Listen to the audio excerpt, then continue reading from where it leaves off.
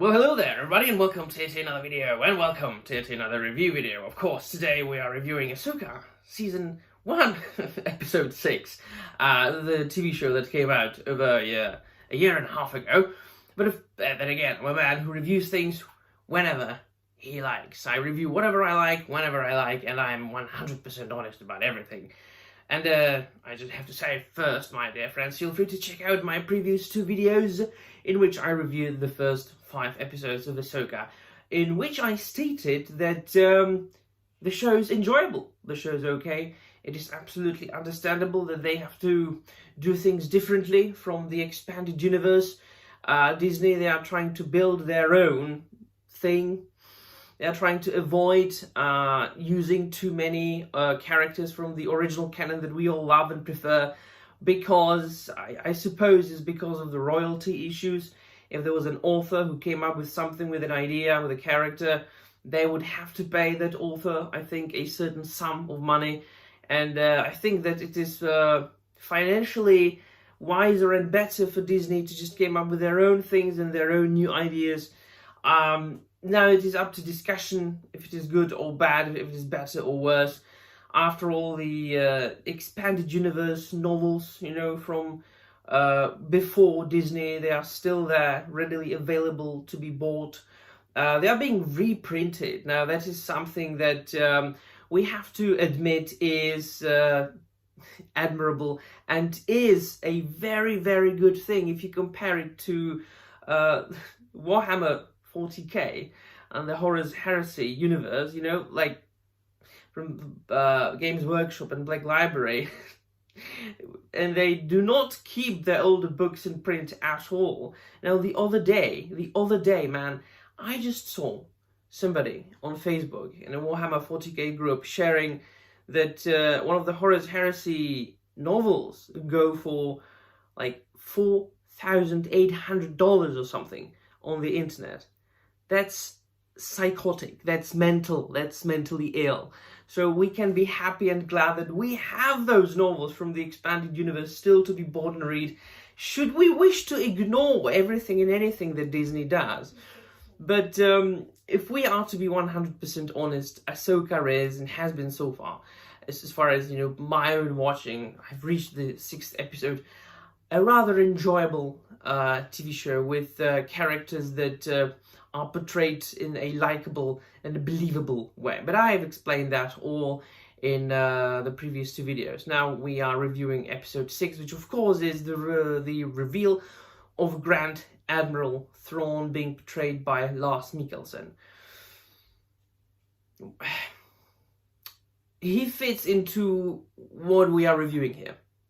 Now, I might have not seen all the Rebels episodes, because it didn't appeal to me as much as, like, for example, the Clone Wars did. And I've tried to watch the Rebels, like, twice. I've started twice. I never finished it because it just, I don't know, didn't really sit well with me, or as well as the Clone Wars did. But I love Grand Admiral Thrawn from the expanded universe. And I know about his role in the Rebels enough so that I can review this show. Although you don't really have to have seen the Rebels, to my knowledge, or what I've discovered for myself. If you want to enjoy Ahsoka, you don't really have to have watched the Rebels. Now, I'm watching it with somebody. I always watch things with somebody. And they haven't seen, they haven't even heard about the Rebels, and they are enjoying the show along with me, and they understand everything that's happening in the show, because they are very cleverly explaining everything, even if just a little bit, of the background, so you can fully understand the story, because they do explain that, there was a certain Grand Admiral Thrawn, like one of the greatest Imperial command or admirals, and then there was a hero, Ezra Bridger, that like saved some worlds and then vanished together. And they vanished into another galaxy. And there was a character, and there were different characters like Hera Syndulla and Sabine Wren. And then, they were their friends and they were a team, so on and so forth. And now they are in search of Ezra Bridger. And the bad guys are in search of the last great Imperial, Grand Admiral Thrawn. Well, that's what the story is about.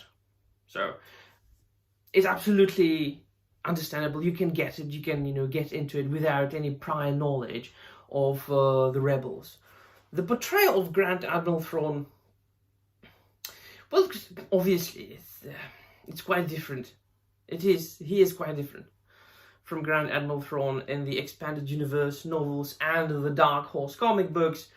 I have always, as far as the visualization of the character, let's just talk about the looks, the physicality and the physique.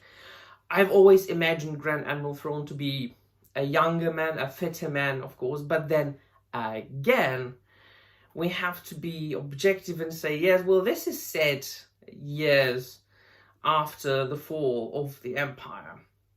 This tells a story of Grand Admiral Thrawn being banished into another galaxy, quite obviously just with, not very many resources, not with a huge army.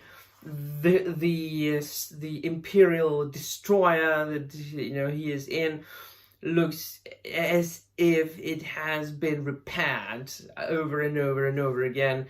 He himself said that their numbers dwindled, of his fleet since they were banished. All the armor of the stormtroopers is repaired and patched up with like duct tape. And they all look like very rugged, half destroyed, tired. Like it's all very apparent that life hasn't been very kind to them, nor has life and time been kind to Grand Admiral Thrawn. Quite obviously, he hasn't had enough opportunities to work out, to go to an Imperial gym. But I love Lars Mikkelsen, man. He is a good actor, his facial expressions, his the way how he delivers lines. He is a good actor. I mean, that's all I can say about that. So he is portraying an Imperial admiral in a very, very good way. Now, it is up to discussion whether it is the Grand Admiral Thrawn in the eyes and ears of fans. That's up to everybody. I, of course, distinguish between my Star Wars and the new Star Wars. I kind of do not see them as one thing. I kind of do not count Disney sequels and what happened later or after as a continuation of what I read about or saw when I was a teenager, and so on and so forth. So it is its own universe. It's really something else. Do you know how they labeled all the pre-Disney stuff as legends? Well, I consider Disney to be legends, to be an alternative universe where there are things that are right or all right, and then there are things that are absolutely abhorrent. So Disney is a huge hit or miss. In this case, it's more miss than hit as far as Disney goes. But Ahsoka so far has been enjoyable. I do enjoy all the actors. I do enjoy the portrayal of the characters of Bylan Skull, of Sabine Wren, Grand Admiral Thrawn. I'll have to see. I will finish the show and then I will review the rest. I will reserve my criticism or my praise until I've seen the entire show. But what I liked about this episode a lot was the turtle, the crab turtle people, the little aliens that were on the planet there, that Ezra Bridger, traveled with. What do I think about his character? I haven't seen enough of the Rebels to compare. I mean, the reuniting of Sabine Wren and Ezra Bridger seemed a little bit too plank of woody to me. the actress who portrays Sabine Wren is a much better actress than the guy who portrays Ezra Bridger.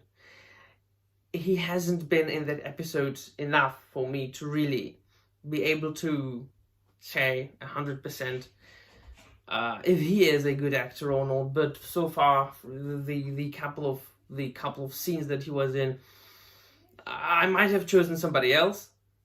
His delivery of the lines was a bit, because with good actor you can't tell that he's acting, right? With bad actors, you can fucking absolutely see that they are acting, and in a bad way. And unfortunately, Mr. Ezra Bridger here, oh yeah, it's like, is this, oh no, I don't like him as an actor so far. But other than that, I'm still enjoying the show. Yeah, so let me know in the comments down below what you think. And that'll be all. Thank you very much for watching, and may the force be with you.